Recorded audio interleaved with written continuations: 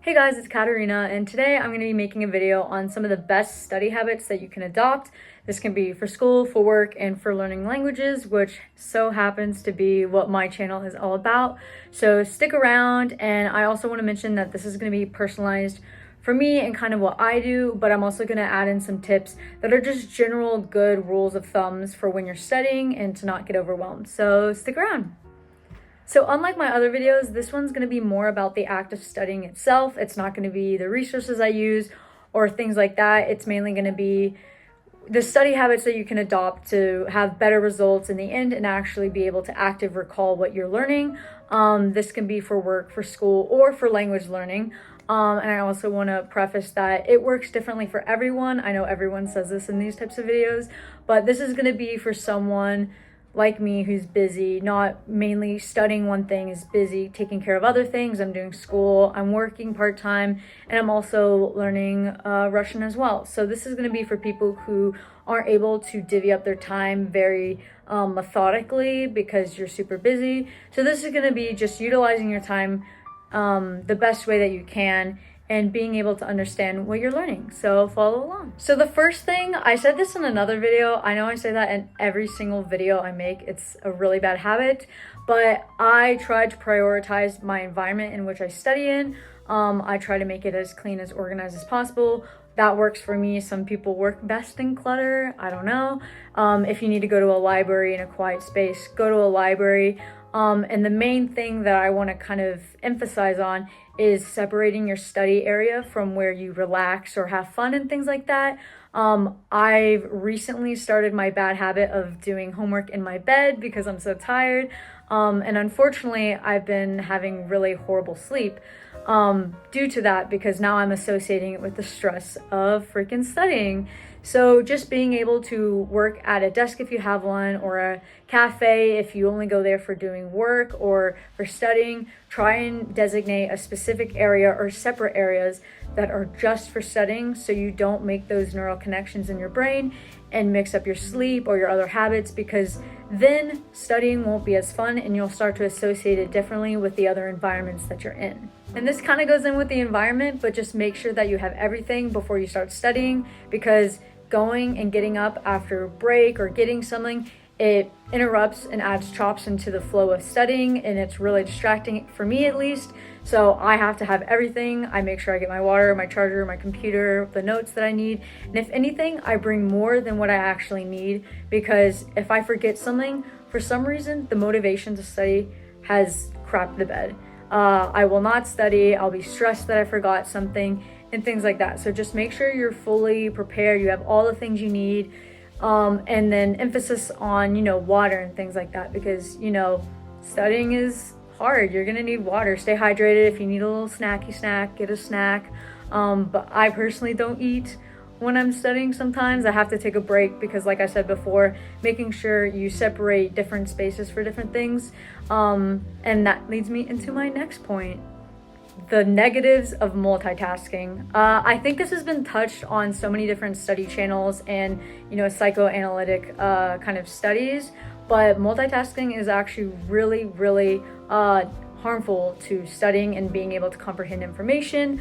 I cannot pull up the specific facts for that, but if you're watching a video and trying to listen to that, or a podcast while studying, your brain can't do both at once. So you're gonna have to, listen to either non-lyrical music, or if you can tune out music, just put that on very low, because sometimes your brain will want to separate different areas and focus more on the lyrics of what you're listening to rather than actually studying. This is a really bad habit for me, at least for school.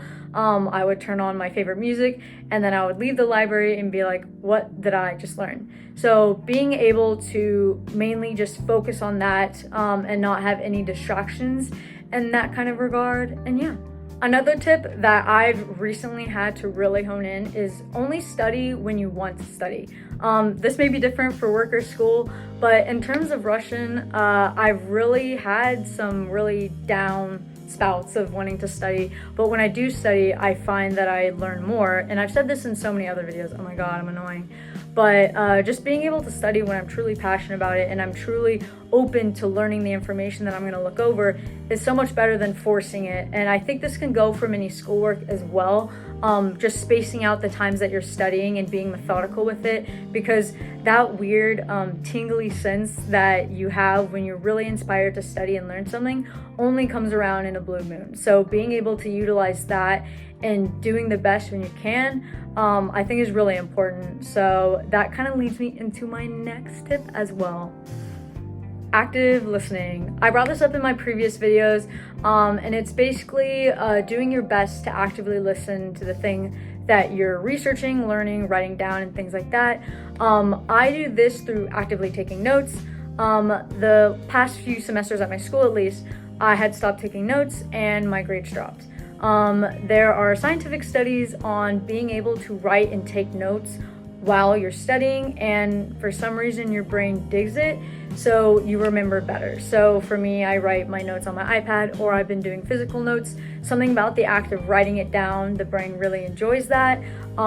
You could try typing. I think there's some research saying that writing is actually better just because it's connecting two parts of the brain possibly, but I'm not completely sure. But I just know for me, that active listening portion, and also taking breaks within your studying so you're not overwhelming your brain like it's a sponge, and just being able to actively recall. And that's going to go into my next tip.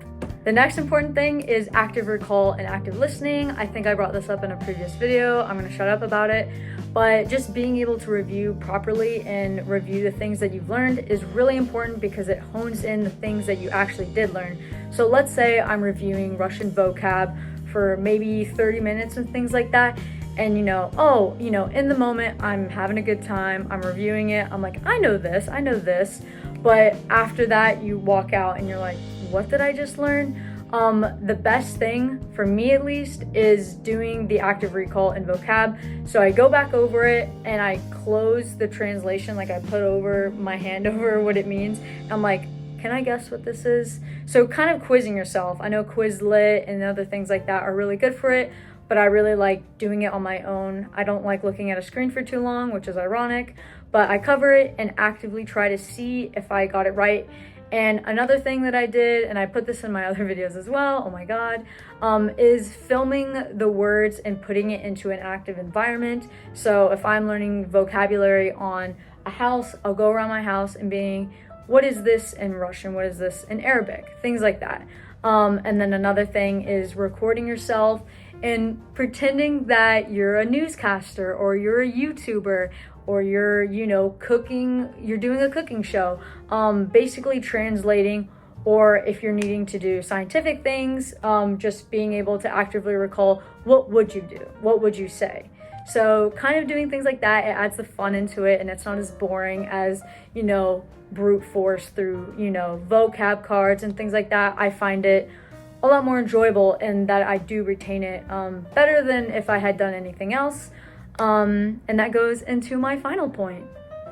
And my last point is do things that really make you enjoy studying or the information that you're learning. So for me, I'm a poli-sci major, and sometimes I really don't want to be in this major. I think about switching it, but I have to get my classes done and I have to get these essays done. So I have to motivate myself to really engage myself in this learning. And if you're not interested in it, then you're obviously not going to put forth the effort that you need to pass for either a language test or for school or for work even. So for me, I really romanticize the acts that I'm doing. So I made a video over here about that, romanticizing whatever you're doing. It can be negative if you do it to an extent where it takes over your entire life.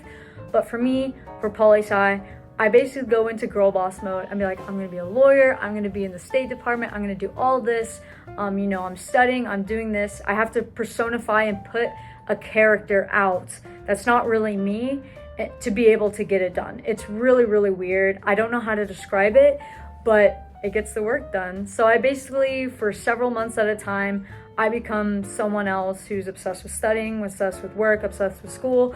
And that really motivates me to get things done. And in terms of Russian, I have to immerse myself in every single way possible. I write in my diary, I watch YouTube videos, I listen to podcasts, I speak in my head. And when I'm driving, I'm swearing at other drivers in Russian because they won't know what I'm saying. So just being able to kind of romanticize the actions that you're in, it can really help if you're in a slump and you're not really invested in the thing you're doing anymore. And in the end, all things pass. So, you submit the thing and now you can move on to the next thing. So that is my final tip for just general studying. That is the end of the video. I hope you guys liked it. I apologize for if it's short or anything. I needed to get a video out and I am now requesting video ideas. If you have any good ideas of what I can do, what you're wanting to see, leave a comment below. What study tips are you following? What works best for you? And what are the resources you're using?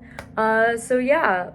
The only thing though for the video recommendations, I have gotten plenty of comments of making a video in Russian. I kind of already responded to those, so that one will be put on the back burner. But if there's any other video ideas that you would like to see kind of my input on or something explained, go ahead and drop a comment and hopefully I'll be able to get to that. Thanks so much for watching.